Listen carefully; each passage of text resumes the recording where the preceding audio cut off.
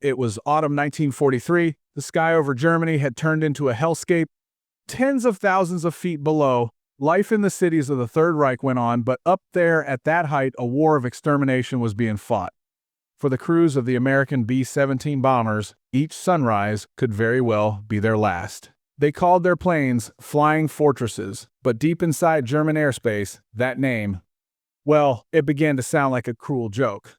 The moment their escorts, fighters like the P-47 Thunderbolt with the P-38 Lightning, reached the limit of their fuel, they had to turn back with heavy hearts. That's when the hunt began. Swarms of German Messerschmitts plus focke-wulfs would descend on the defenseless armadas, like sharks on wounded prey. A steel rain of shells ripped through the aluminum skin, engines burst into flame. Then, the fortresses fell out of formation one by one. They left behind just a trail of smoke, a final result that cut 10 lives short. The brutal arithmetic of war was relentless. The losses were honestly catastrophic. The strategic daylight bombing campaign, the one America had placed such a huge bet on, was choking on its own blood. Inside the headquarters of the 8th Air Force, a quiet panic was setting in. They needed a miracle fighter, a long-range, high-speed, high-altitude predator, something capable of going all the way to the target, then all the way back, protecting the bombers. They needed a knight, a guardian, but a knight like that, it simply didn't exist. The irony of it all, I suppose, was that the plane destined to become this knight already existed, but nobody saw a hero in it. The U.S. Army didn't want it. The British, when they got their first models, were just disappointed. I mean, its creation wasn't a result of military necessity. It came down to corporate pride. Its name was the P-51 Mustang, its story becoming that of the ugly duckling, fated to become the most dangerous beast in the skies of the Second World War. Before we get into today's story, I just wanted to talk to you for a moment. This channel tells the stories of people forged from steel plus fire, not from ordinary flesh, from blood. It's about those who fought for our future, whose stories absolutely deserve to be told. If you believe, like I do, that their names, their deeds, shouldn't be forgotten, please consider subscribing. Every single video here is dedicated to their memory. I put my heart into every one of these stories. I voiced them myself, not with a cold AI voice, because they deserve that human warmth. I'd really appreciate it if you'd write in the comments where you're watching from, what time it is for you, what the weather is like. Most importantly, if you had family who went through the hell of that terrible war, please share just a few words about them. Let's remember them together. All right, I won't keep you any longer. Let's get to the story. It all started when the British Purchasing Commission, desperately looking for weapons for the war with Hitler, approached the American company Curtiss. But their factories were completely overloaded. The offer to produce their P-40 fighters under license ended up with a company called North American Aviation. Its president, James Kindleberger, was, let me tell you, an ambitious man. Building someone else's already outdated plane, he saw that as an insult. So, he threw down a challenge. His company would build something entirely new, better, faster. Plus, they would do it using the very same Allison V1710 engine that was in the P-40. The British, intrigued by this audacity, agreed. North American promised something incredible, a prototype in 120 days. To speed up the process, they borrowed aerodynamic data from Curtiss itself, but they wrapped it in a totally new, elegant airframe. There was, however, a devil hidden in that rush. To save time, the engineers used a version of the Allison engine without a turbocharger. This turned into a fatal decision. They had created a thoroughbred racehorse, but gave it the heart of a pony. When the first Mustangs arrived in England, the disappointment was almost physical. You see, at low altitudes, the plane was a miracle, fast, maneuverable, responsive. But as soon as it climbed above 15,000 feet, where the real air combat happened, it just started to gasp for air. The Allison engine would lose power, which turned the Mustang from a predator into prey. The Royal Air Force delivered its verdict. For serious combat, this American plane wasn't suitable. It was humiliated, then sent over to the Army Cooperation Command. Instead of fighting Messerschmitts, the Mustangs were assigned a degrading job, photo reconnaissance, also artillery spotting. Its first combat operation became the disastrous raid on Dieppe. The American Army, watching the British, took things even further. They chose to convert the elegant fighter into a clumsy A-36 dive bomber by bolting on air brakes plus bomb racks. So, In early 1943, the future king of the skies was scraping by, playing the role of a second-rate attacker with a side job as a reconnaissance plane. No one could imagine that in just 1 year, this very same aircraft would be striking terror into the hearts of the Luftwaffe's best aces. While the first Mustangs were ingloriously doing reconnaissance work, while their A-36 brethren were clumsily diving on targets in North Africa, a few inquisitive engineers alongside test pilots in England's Royal Air Force couldn't get over one simple fact: the Mustang's airframe was nearly perfect. It was an aerodynamic masterpiece, basically begging for power it didn't have. They would look at it, they saw a Formula One race car that someone had mistakenly fitted with a lawnmower engine. The solution was obvious, yet at the same time, it seemed impossible. In Britain, there existed an engine that was the embodiment of engineering perfection, the legendary Rolls-Royce Merlin. This was the very engine that transformed the Spitfire fighter into an icon of the Battle of Britain. Its two-stage supercharger allowed it to breathe deeply where other engines would suffocate in the thin, frozen air above 20,000 feet. This was the heart of a champion. Look, the idea of combining the best American airframe with the best British engine was so brilliant it almost seemed like heresy. But there was a problem. Every single Merlin engine coming off the assembly line was worth its weight in gold. They were all earmarked for the Spitfires defending the skies over the island. Giving even one away for an experiment on a failed American fighter? Well, it was unthinkable. But war becomes a time not just for heroism, but also for industrial ingenuity. Rolls-Royce made a deal with the American car company Packard. A company famous for its luxury limousines was supposed to transform into a factory producing the most complex aircraft engines in the world under license. It was a huge risk, but America knew how to take risks. Then, in October of 1942, a miracle happened. An experimental Mustang took to the skies over England, its nose crammed with a Merlin engine by the engineers. This was not the same plane anymore. The sound was different, deeper, more aggressive. Its behavior changed completely. It no longer crawled to altitude.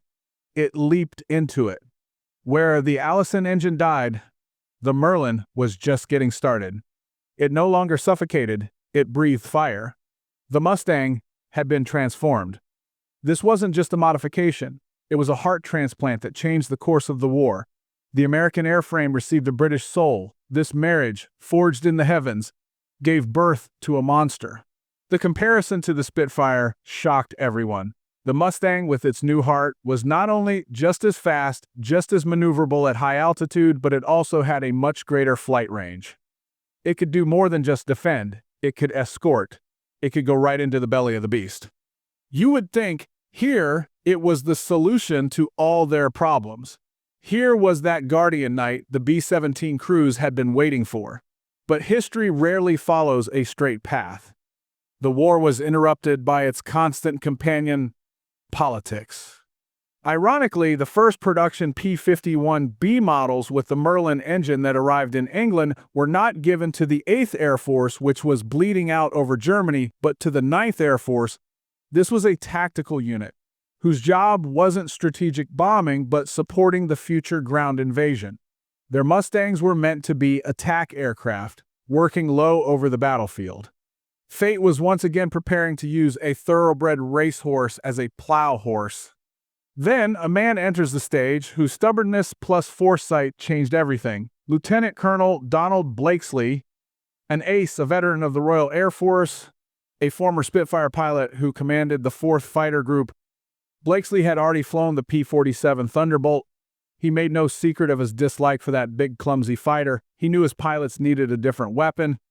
In November of 1943, he was sent to the 354th Fighter Group to evaluate their new P-51B models. It was a fateful flight. When Blakeslee sat in the cockpit of a Mustang with a Merlin engine, he didn't just feel power, he felt potential. He realized he was sitting in an airplane that could change the rules of the game. Its maneuverability, its speed at altitude, most importantly the fuel economy of the Merlin engine, which gave it an incredible operational range. Blakeslee saw the future. He saw his pilots over Berlin. So he started his own war, not with the Germans, but with the American generals. He returned to the 8th Army headquarters. His reports were as sharp as machine gun fire. He argued that giving this plane away for ground attack missions amounted to a crime. He said it was like using a microscope to hammer in nails. The Mustang, he shouted in those offices, was built for one single purpose: to hunt Luftwaffe fighters at high altitude, then escort the bombers all the way to their target. An ugly battle over resources began.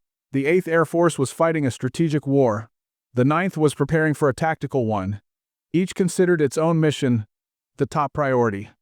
But the arguments from Blakeslee, also from the commanders of the 8th Fighter Command, backed up by daily reports of bomber losses, finally won out. A compromise was reached. The 9th Air Force's Mustang groups would be temporarily transferred to the operational control of the 8th for escort missions. Then, a full-scale reorganization started. Almost all the fighter groups of the 8th Command were to switch over to the Mustang.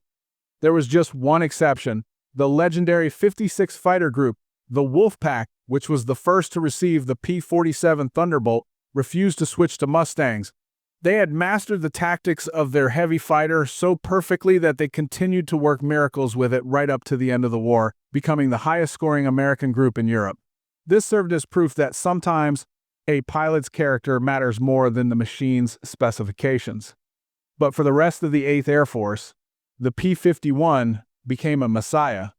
Spring 1944, the Luftwaffe didn't yet know that its golden age was coming to an end. They were still using their deadly tactic: ignore the escort fighters, wait for them to turn back, then unleash a bloodbath among the defenseless bombers. But now, something had changed.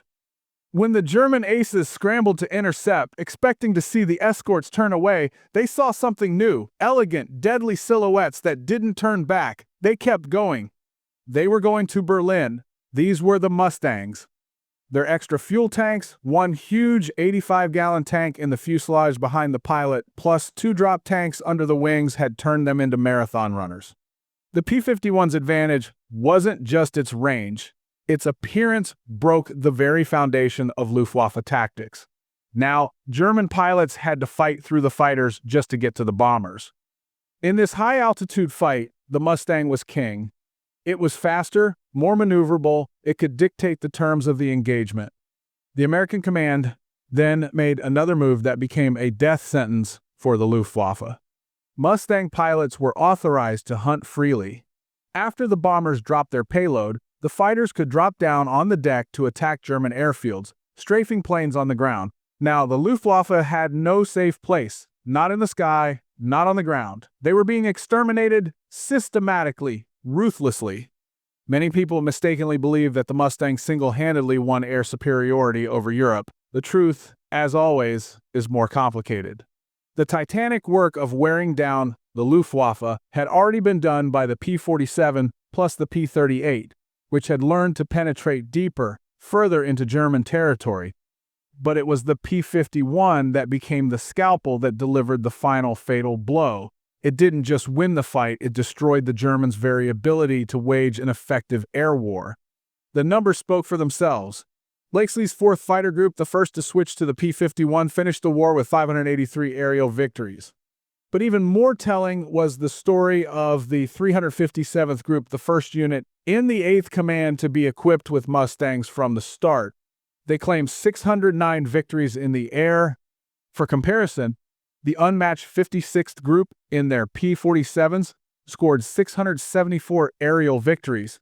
This proves the Thunderbolt was a formidable weapon. But the Mustang became the factor that definitively tipped the scales in the Allies' favor. However, the Mustang's transformation into the perfect fighter wasn't without its problems. That huge fuselage fuel tank that gave it so much range created stability issues. At the start of a mission, when the tank was full, the plane became sluggish in combat maneuvers.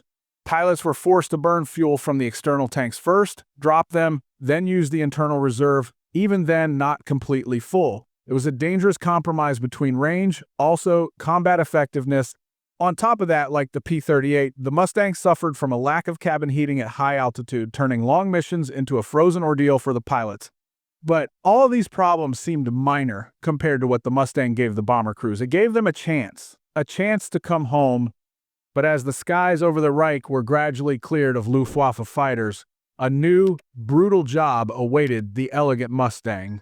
The war in the air was being won, but the war on the ground was just heating up. The King of the Skies had to descend into the mud, into the fire, to take on the role of a merciless ground attack aircraft. This transformation wasn't a natural one for it. If the P-47 Thunderbolt acted like a flying tank, able to withstand a storm of ground fire thanks to its massive air-cooled radial engine, the Mustang was an aristocrat. Its Achilles heel was its very heart, the legendary liquid-cooled Merlin engine.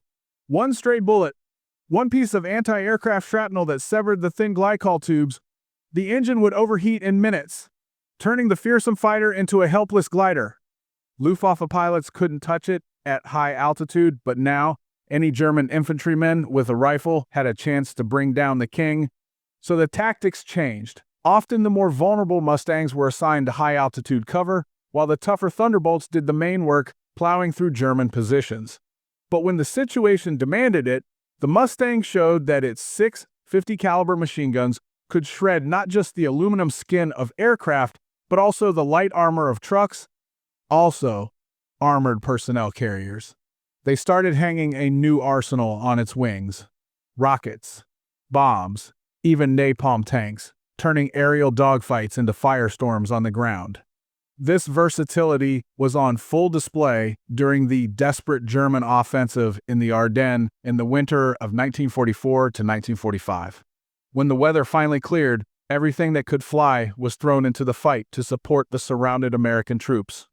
The 8th Air Force's Mustangs, temporarily placed under the control of the tactical 9th Command, worked side by side with the Thunderbolts, striking German tank columns, hitting their supply lines. These weren't elegant, high-altitude duels anymore. This was dirty, hard work. The Mustang did it through gritted teeth. But while the battle for the skies over Germany was reaching its climax, another, equally legendary chapter in the Mustang's history was being written under the Italian Sunday. There, as part of the 15th Air Force, a unit entered the fight that had to prove much more than just its combat effectiveness. This was the 332nd Fighter Group, a unit composed entirely of African-American pilots known to the world as the Tuskegee Airmen. These men were fighting 2 wars at the same time, one against the Luftwaffe in the sky, the other against racism plus prejudice on the ground. Every one of their sorties was a test, every victory a proof that courage has no skin color. At first, they flew outdated P-40s, then P-47s, but it was in the late spring of 1944 that they received a weapon worthy of their skill, the P-51 Mustang. So that no one friend or foe could doubt who was entering the fight, they painted the tails of their planes bright red. That's how the legend of the Red Tails was born. A myth grew around the 332nd Group, one that became part of American folklore, that they never lost a single bomber they escorted. Although post-war research found a few instances of losses, the essence of this legend was completely true. The Red Tails pilots demonstrated iron discipline. Their primary mission was protecting the bombers. They didn't chase personal glory, refusing to pursue down German planes if it meant leaving their charges without cover. They were true guardians. Bomber crews, seeing the red-tailed Mustangs in the sky, knew they were under the most reliable protection possible. The Red Tails proved their courage. The Mustang gave them the tool to show it to the entire world. As the legend of the Mustang was forged in the flames of battle over Germany, a logical, almost industrial decision was born in the high offices of Washington. If the P-51 was so superior to other aircraft, why produce anything else? In an effort to standardize production maintenance with supply, the U.S. Army Air Forces Command began developing plans to phase out other fighters like the P-38, also the P-47, in favor of a single universal combat plane. It was every logistician's dream. One plane, one set of spare parts, one training system. Notification of this decision was sent to all commanders in all theaters of war. In Europe, where General Kepner with his pilots of the 8th Fighter Command were in love with the Mustang, the news was met with enthusiasm. But On the other side of the world, thousands of miles from the European sky, one general gave a reply that went down in history. The commander of the Far East Air Forces, General George Kenney, upon receiving the order to prepare for the replacement of his P-38s plus P-47s for the new P-51s, responded with an emphatic no. This wasn't just a whim. This was the stance of a combat commander who understood the reality of his war. Kenney's theater of operations wasn't a patchwork quilt of European fields, also cities, where a pilot could land in enemy or friendly territory in case of an emergency. His war was the endless blue desert of the Pacific Ocean. Thousands of miles of water, where the nearest land was a tiny island, rescue was nearly impossible. Kenney knew that the second engine on his beloved P-38 Lightnings represented a life insurance policy for his pilots, not a luxury. If one engine failed over France, a pilot could limp back to base. If one engine failed 500 miles from New Guinea, it was a guaranteed death sentence. The liquid-cooled Merlin engine in the Mustang, for all its power, was a single point of failure. General Kenney was not willing to risk the lives of his men for the sake of standardization. What's more, his P-38s were already doing an incredible job. Since late 1942, they had dominated the skies over the Pacific, shooting down Japanese aircraft with terrifying efficiency. By mid-1944, Kenney's pilots were flying 700-mile missions, distances unheard of in most European operations. His fighters were already long-range, they were reliable. General Kenney's no was heard. The P-38 Lightning remained the primary fighter in the Far East until the very end of the war. But that didn't mean the Mustang found no place in the East. Despite Kenney's reluctance to re-equip his veteran groups, new units began arriving in the theater, already flying the P-51. Just like in Europe, the Mustang first appeared here not as a fearsome fighter, but as a reconnaissance aircraft. The F-6D versions began operations in late 1944, but soon, an event occurred that showed just how deadly this plane was, even in the hands of novices.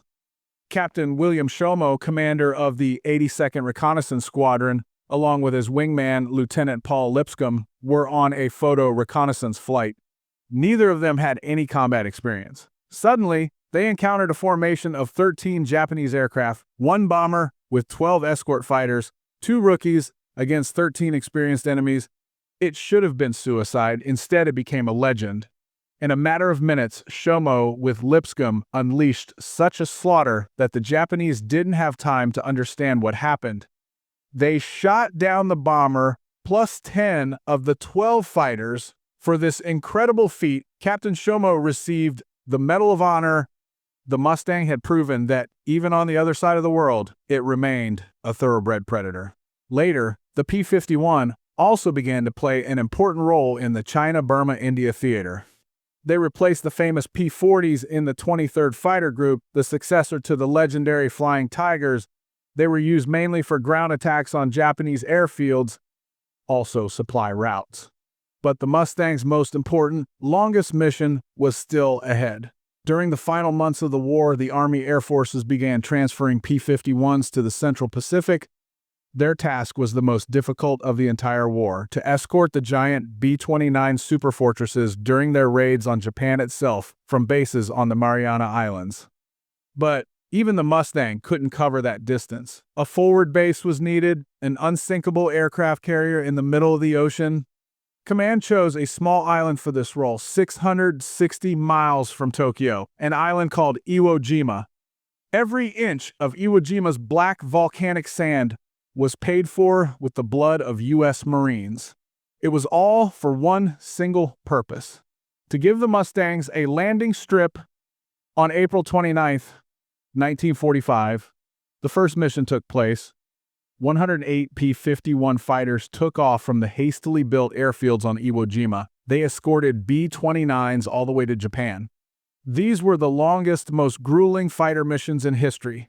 The Mustang, born for the skies of Europe, was ending its combat journey in the fires over Tokyo. The Mustang truly became a global weapon. As the original customer, the British Royal Air Force continued to use it in various roles until the very end of the war, from reconnaissance to escort, also for ground attack missions in Asia, in the Mediterranean. But its fame spread far beyond the two main allies. Soon, Mustangs appeared with the markings of the Royal Australian Air Force, the Royal Canadian Air Force, the Royal Netherlands East Indies Army Air Force, plus the South African Air Force.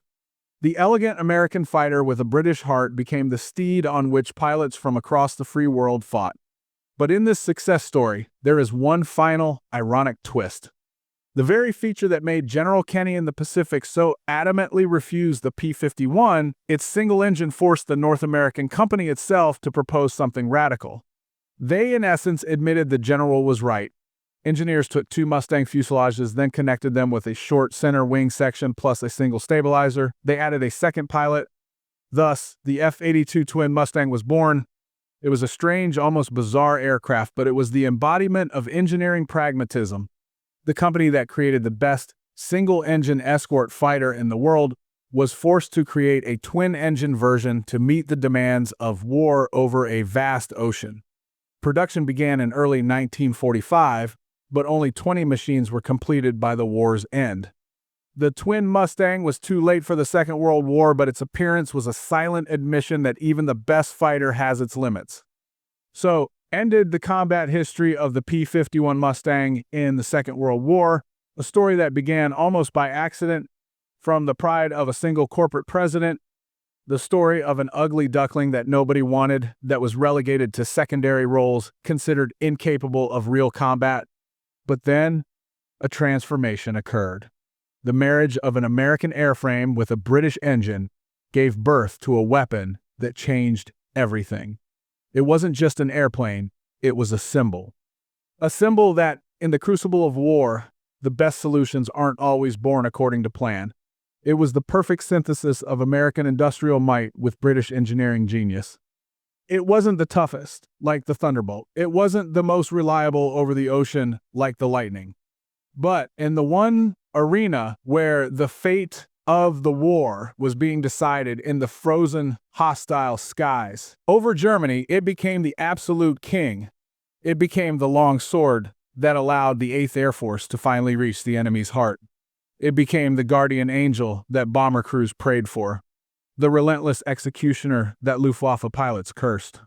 The P-51 Mustang didn't win the war on its own. No single weapon can do that.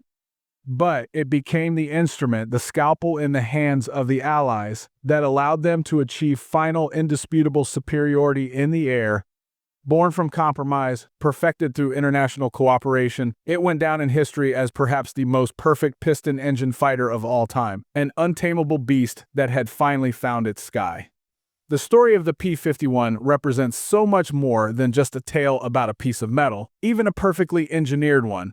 It's an epic saga about the birth of a legend, against all odds, its DNA forever encoded with several deep, timeless lessons. This story goes far beyond aircraft hangars or battlefields. We've traced its entire journey, from the dismissive refusal by the U.S. Army, through its birth from corporate pride, to the humiliating status of an ugly duckling with a weak heart. We saw how this aircraft, considered to have no future, was sent to secondary roles, while its brethren, the tough Thunderbolt, also the long-range Lightning, fought the main battles. But then a miracle occurred, a marriage made in heaven. The American airframe, brought to aerodynamic perfection, received a British heart, the legendary Rolls-Royce Merlin engine.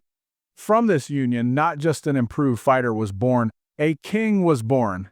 We saw how this newborn predator had to fight a battle in offices, where only through the vision, the stubbornness of men like Colonel Don Blakeslee, did it receive its true calling to become a guardian knight for the bomber armadas. We witnessed how it changed the very nature of the air war over Europe, turning it from a bloody massacre into a systematic annihilation of the Luftwaffe. Then finally, we followed its fame as it spread across the entire world. From the icy altitudes over Germany to the humid jungles of the Pacific, even to the fiery skies over Japan. It was a path from total rejection to absolute domination. The most important lesson of the Mustang demonstrates the incredible power of synergy, of international cooperation. The Mustang, in its purest form, stands as a monument to the Allied victory. It was not a purely American product. It resulted from recognizing one's own limitations, a willingness to take the best from a partner. The Americans created a nearly perfect body, but they lacked a heart capable of beating at high altitude. The British had such a heart, but they needed America's industrial might to produce it in sufficient numbers. Unlike the engineering philosophy of the Third Reich, which often chased overly complex, purely Aryan wonder weapons that were impossible to mass produce, the Allies showed flexibility. They were not ashamed to combine an American design, a British engine, an American production line. The P-51 is the physical embodiment of Lend-Lease, of friendship, a common goal. The moral becomes simple. Combining the best qualities of different parties creates a result that exceeds the sum of its parts. This lesson remains relevant not just in war, but in any field of human endeavor. The story of the Mustang also serves as a vivid reminder that even the most inspired idea plus the most perfect technology mean nothing without the human factor, without a champion willing to fight for them. Even after engineers created the P-51 with the Merlin engine, the system was ready to send this brilliant aircraft to a secondary tactical role. Bureaucratic inertia, departmental interest, a lack of foresight nearly buried the weapon that changed the course of the war. It was only thanks to men like Don Blakeslee, combat commanders, who saw the reality of war not on paper but through the gunsight of their fighter, that the system was broken. He, with like-minded individuals, waged a real war in the back offices, risking their careers to bring the truth to high command. The moral here suggests that progress gets driven not by committees, but by passionate individuals. One person who sees the truth, who has the courage to defend it, can outweigh 1,000 indifferent officials. Technology doesn't win wars. People who know how, when to use that technology, win wars. The story of General George Kenney, who categorically refused the Mustang in the Pacific in favor of his P-38s, offers the most subtle, wisest lesson of this saga.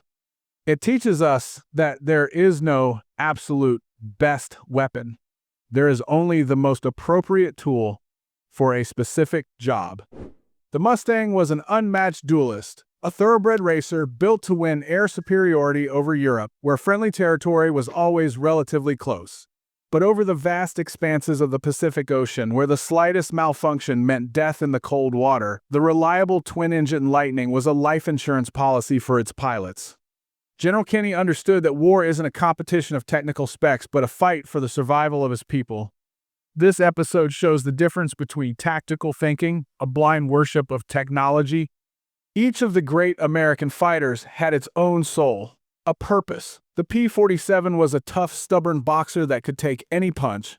The P-38, a reliable marathon runner, an explorer of distant horizons.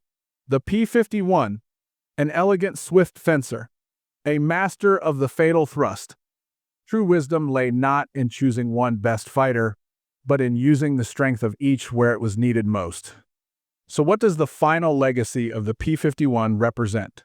It's not just an aircraft that shot down thousands of enemies. It's a story of how chance can give birth to genius.